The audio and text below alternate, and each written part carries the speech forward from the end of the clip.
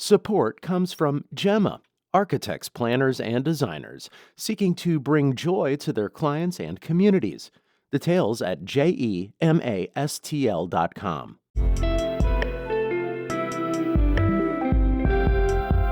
From the St. Louis Public Radio Newsroom, this is The Gateway. It's Monday, October 27th. I'm Abby Larico.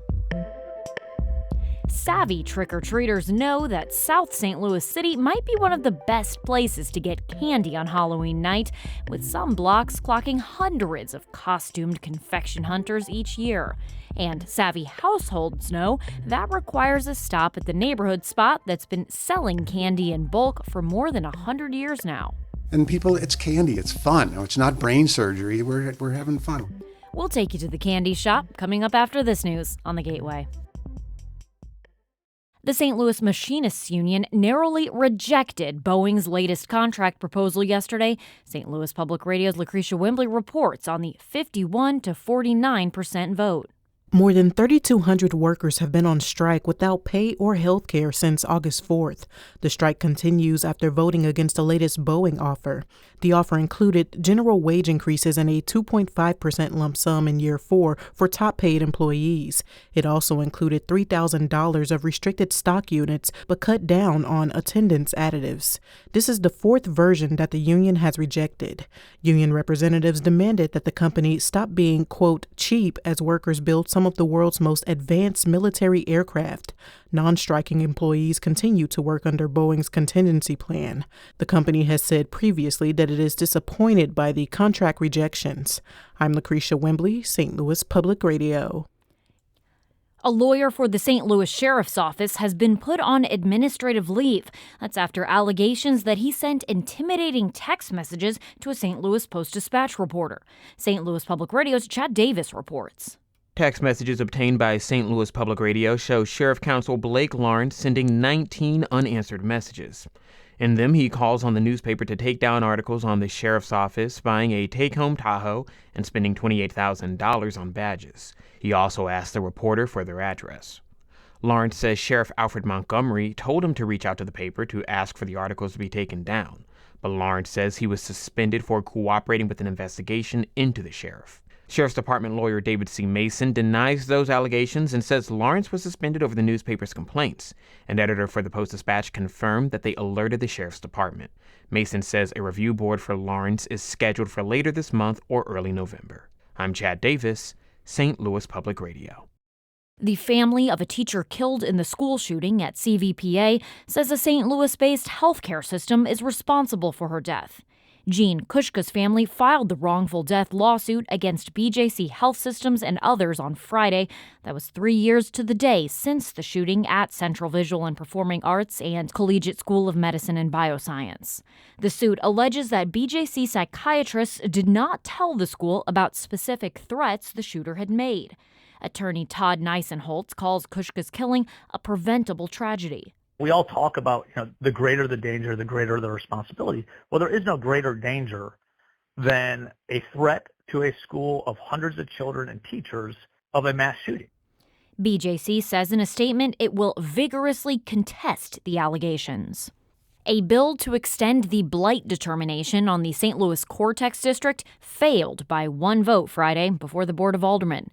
STL-PR's Kayvon Mansouri reports the district has been given the determination for areas considered in decay or decline for 20 years now. Board Bill 68 would have allowed the Cortex Innovation District to keep the power of eminent domain through 2030. By state law, the determination must be reapproved every 5 years. The board originally approved the blighting determination in 2005. Ward 12 Alderwoman Sharon Tyus voted against the measure. She says she doesn't think non-governmental organizations should have the power of eminent domain. That I do not agree with giving it out to private entities, not-for-profits or anything like that. Leaders with the Cortex West Redevelopment District requested the extension. They said they needed it to finish the Cortex project. The bill could be reconsidered at a future meeting. I'm Kayvon Mansouri, St. Louis Public Radio. Eligible nonprofits have another year to take advantage of an energy cost-saving program by Ameren, Missouri. The Business Social Services Program has been around since 2019 and supported more than 330 customers. That includes Peter and Paul Community Services' recently opened shelter, Mission St. Louis, and the St. Louis Urban League. Program manager Kenny Blair says its customers have saved more than $2 million annually in energy costs. This program provides elevated incentives on HVAC, electric water heating, commercial cooking equipment, refrigeration. So it is a great program. We want to support the community. Blair says the initiative supports nonprofit groups that do good deeds in the community, including those that offer social services to those with limited incomes. He says he's optimistic the program could be renewed after Ameren reviews its operational budgets. The first U.S. retrospective in 20 years of German artist Anselm Kiefer's work is now on view at the St. Louis Art Museum. As St. Louis Public Radio's Jeremy Goodwin reports, the internationally renowned artist created several large-scale pieces for the show. The centerpiece is a group of 30-foot-tall paintings displayed in Slam's Sculpture Hall. 2 are of the Mississippi River and 2 are of the Rhine River in Europe. Kiefer's work sometimes includes bronze, leather, or glass, and it can be difficult to ship or set it up. Slam director Min Jung Kim told St. Louis on the Air that big Kiefer shows are rare in part because not every museum is equipped for a show like this. It's a complicated installation and an ambitious exhibition, one that I think would really require a deep level of commitment for any institution to want to take on. Slam says it's keeping the show free for visitors because it's so significant. It's on view through late January. I'm Jeremy Goodwin, St. Louis Public Radio.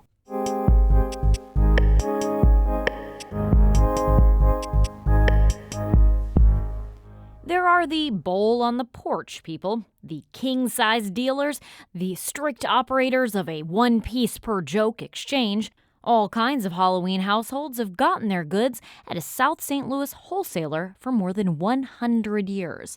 Come with me now on a trip to the General Candy Company. They have candy. They have chips. Lord have mercy. Even century-old businesses have their first-time patrons, like Tanya King. They have a lot. And she is on a roll. So far, we have the Lifesavers hard candy. I have the individual Skittles. King is working through the tall shelves of the brightly lit warehouse, stacked with cardboard boxes overflowing with colorful confections. I may take a few for myself. This is old school candy. She's mostly buying for trick-or-treaters, like many of the other shoppers at General Candy Company this time of year. You just can't come here if you have a sweet tooth. It takes a lot more than a steady stream of sugar to keep a business going, though that's kind of the specialty here. The demand is always there. Kids love candy, and adults do too. I mean, it's like something that you don't grow out of.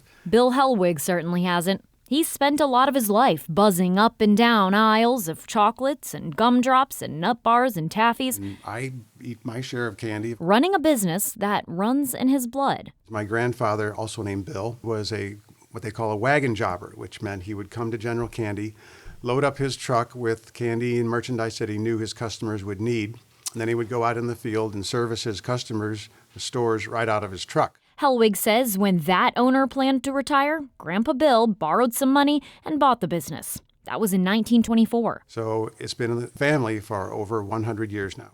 Growing up a kid in a candy store, Hellwig says he's always known he wanted to run the business alongside his brother Jack. Over the decades, they've seen change of all sorts. I remember when candy bars were like 20 cents. Their operations are less face-to-face, more online. It jumped to 25. Customer tastes have soured and gotten spicier and developed a penchant for gummies. And 75. And of course, there are the economic fluctuations. Now it's over $2. But in a world with fewer and fewer cheap thrills, a few bites of escapism still sells. People still just want their little treat, the little treat they can afford. Have it right now, satisfy their hunger, and give them a nice little taste. They don't mind paying a little extra. Most regular customers are concessions, gift shops, and other small businesses. Chain wholesalers are General Candy's main competitors, but Hellwig says they don't offer the same kind of variety. People walk in here and they're walking around the warehouse and say, oh my gosh, I haven't seen that since I was a kid. Yeah. And do you have bigger bags? Barbie Francis is also in the nostalgia business. She owns Sugar Shack in Kirkwood. Every penny counts when you're in the penny candy business. That requires shopping around for her products. The novelties here help her keep her shelves stocked. If you're working off of very small margins, you're going to get as much margin as you can, so hopefully those are the local people. For household Halloween shoppers, though, there's no expectation of profit. And Hellwig says they're not easily spooked buying in bulk. You'd be surprised how many people come in and buy candy to get about their house, and they'll spend hundreds of dollars and not blink an eye. A big part of the job is thinking like a kid. Of course, whenever a new item comes in, I have to try it. It's something he's gotten a lot of experience in since 1975. I like my job. I wouldn't be here 50 years if I didn't. But the reality is he and Jack are both closer to retirement than to their trick-or-treating days, which will likely mean selling the company. But they hope to have a few more Halloweens in them. And people, it's candy. It's fun. No, it's not brain surgery. We're having fun. And helping shoppers like Tanya King be the coolest house on the block. I try. I love the babies. I love to spoil my babies in the neighborhood, so I like to make people smile. Isn't that the real treat? Thanks to my editor on that piece, Jonathan Aul. The Gateway is a production of St. Louis Public Radio, a listener-supported service of the University of Missouri St. Louis. Theme music by Ryan McNeely of Adult Fur. I'm Abby Larico. Yes, I did a little candy shopping while I was out reporting on that story. And from the St. Louis Public Radio newsroom, this has been The Gateway. Have a good Monday.